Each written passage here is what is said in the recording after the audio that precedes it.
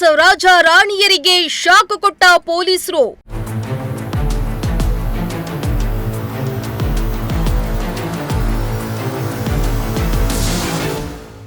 IPL betting promote ಮಾಡ್ತಿದ್ದವರಿಗೆ notice.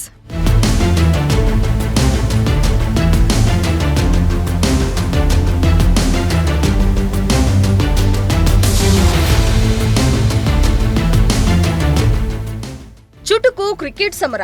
ವಿಶ್ವದ ಅತ್ಯಂತ ಶ್ರೀಮಂತ ಕ್ರಿಕೆಟ್ ಟೂರ್ನಿ ಅಂತಲೇ ಕರೆಸಿಕೊಳ್ಳೋ ಇಂಡಿಯನ್ ಪ್ರೀಮಿಯರ್ ಲೀಗಿನ 18ನೇ ಆವೃತ್ತಿ ಶುರುವಾಗಿದೆ.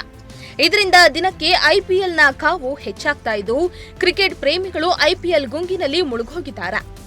ಇನ್ನು ಈ ಐಪಿಎಲ್ ಕ್ರೇಜ್ ಅನ್ನೇ ಕೆಲವು ಆನ್ಲೈನ್ ಆಪ್ಗಳು ಜನರಿಗೆ ಬೆಟ್ಟಿಂಗ್ ಹುಚ್ಚನ್ನ ಇಡಿಸ್ತಾ ಇವೆ. ಇದೇ ರೀತಿ ಆನ್ಲೈನ್ ಬೆಟ್ಟಿಂಗ್ ಆಪ್ಗಳನ್ನ ಪ್ರಚಾರ ಮಾಡ್ತಾ ಇದ್ದ ರೀಲ್ಸ್ ರಾಜ ರಾಣಿಯರಿಗೆ ಇದೀಗ ಪೊಲೀಸರು ಶಾಕ್ ನೀಡಿದ್ದಾರೆ.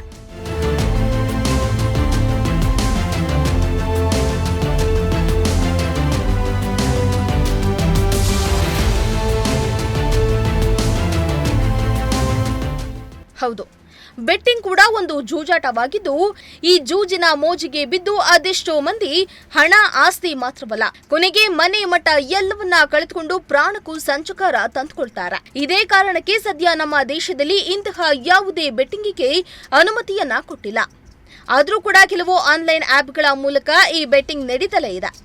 ಜೊತೆಗೆ ಈ ಆನ್ಲೈನ್ ಆಪ್ಗಳನ್ನ ಪ್ರಚಾರ ಮಾಡೋದಕ್ಕೆ ರೀಲ್ಸ್, ಶಾರ್ಟ್ಸ್ ಅಂತ ಸೋಷಿಯಲ್ ಮೀಡಿಯಾದಲ್ಲಿ ಜನಪ್ರಿಯತೆ ಪಡೆದಿರುವ ಕೆಲವು ಇನ್ಫ್ಲೂಯೆನ್ಸರ್ಗಳಿಗೆ ಹಣದ ಅಂಶವನ್ನ ಒಡ್ತಾ ಇವೆ.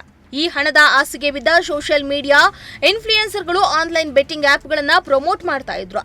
ಆದ್ರೆ ಇಂತಹ ರೀಲ್ಸ್ ರಾಜ ರಾಣಿಯರ ಮೇಲೆ ಹದ್ದಿನ ಕಣ್ಣಿಟ್ಟಿರುವ ಬೆಂಗಳೂರು ಸೈಬರ್ ಕ್ರೈಂ ಪೊಲೀಸರು 40ಕ್ಕೂ ಹೆಚ್ಚು ಜನರಿಗೆ ನೋಟಿಸ್ ನೀಡಿ ಬಿಸಿ ಮುಟ್ಟಿಸಿದ್ದಾರೆ.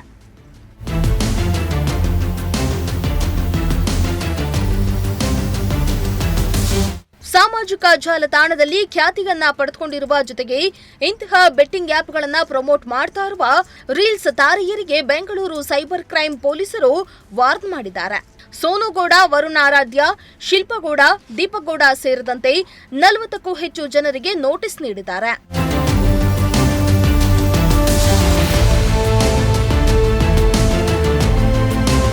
ಇವರೆಲ್ಲ ಇದನ್ನೇ ಬಂಡವಾಳ ಮಾಡಿಕೊಂಡು ಹಲವಾರು ಬೆಟ್ಟಿಂಗ್ ಆಪ್ಗಳನ್ನ ಪ್ರಚಾರ ಮಾಡ್ತಾ ಹಣ ಗಳಿಸ್ತಾ ಇದ್ರು. ಹೀಗಾಗಿ ಇವರುಗಳ ಇನ್ಸ್ಟಾಗ್ರಾಮ್ ಚಟುವಟಿಕೆಗಳ ಮೇಲೆ ಬೆಂಗಳೂರು ಸೈಬರ್ ಕ್ರೈಂ ಪೊಲೀಸರು ನಿಗಾ ಇಟ್ಟಿದ್ರು. ಇದೀಗ ಪ್ರತಿಯೊಬ್ಬರಿಗೂ ನೋಟಿಸ್ ನೀಡಲಾಗಿದ್ದು, ಕೆಲವರನ್ನ ವಿಚಾರಣೆಗೂ ಕೂಡ ಕರೆಯಲಾಗಿತ್ತು. ಈಗಾಗಲೇ 20ಕ್ಕೂ ಅಧಿಕ ಮಂದಿಯ ವಿಚಾರಣೆ ನಡೆದಿದ್ದು, ಒಂದು ವೇಳೆ ಇದೇ ಕೆಲಸವನ್ನ ಮುಂದುವರೆಸಿದ್ರೆ ಸೂಕ್ತ ಕ್ರಮ ಜರುಗಿಸುವ ಎಚ್ಚರಿಕೆಯನ್ನ ಕೂಡ ನೀಡಿ ಕಳಿಸಿಕೊಟ್ಟಿದ್ದಾರೆ.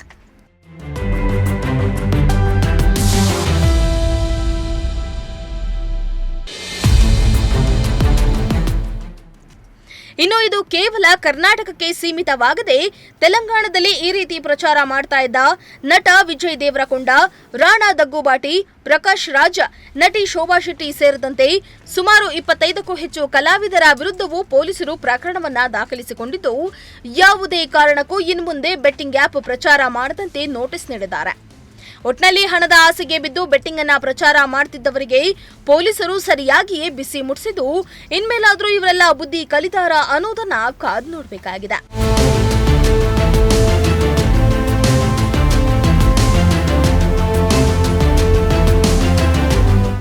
ನಚಿಕೇತ್, ಪ್ರಜಾಶಕ್ತಿ ಟಿವಿ, ತುಮಕೂರು.